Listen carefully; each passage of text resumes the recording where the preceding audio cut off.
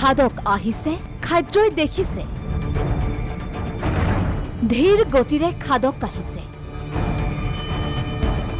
মূৰ দাঙি খাদ্যই চাইছে। দেখিলে অনুমান কৰিব পাৰি ঢেকীয়াপতীয়াটোৰ পৰা মাথো দুটা জাপৰ ব্যৱধানত আছে হৰিণাকেইটা।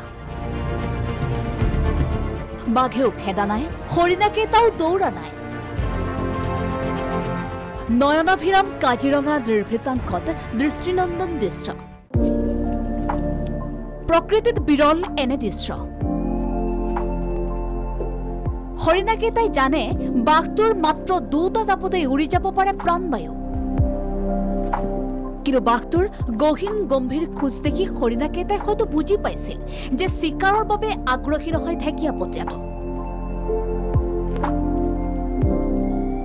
ঘাঁহনিৰ মাজত শত্ৰুক দেখি সজাগ হৈছিল হৰিণাকেইটা, কিন্তু পলুৱাহে নাছিল।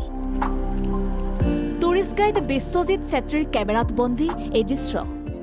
যোৱা বছৰ মাৰ্চ মাহ হয় আৰু বাঘ আৰু পহু একেলগতে চলে। এই মাইকী বাঘ আছিলে, তাৰ আপোনাৰ পোৱালিটো বিচাৰিবৰ কাৰণে পহু আৰু বাঘ একেলগত, কিন্তু আপোনাৰ দেখা পালো তাত পহু একো ক্ষতি কৰা নাই বাঘে। নিশ্চয়কৈ এইটো বিৰল দৃশ্য। খুব এনেকা মানে কম, চাগে মই 7 বছৰ এনেকা অভিজ্ঞতাৰ পিছত এবাৰ প্ৰথম এনেকুৱা দৃশ্য দেখা পাইছো।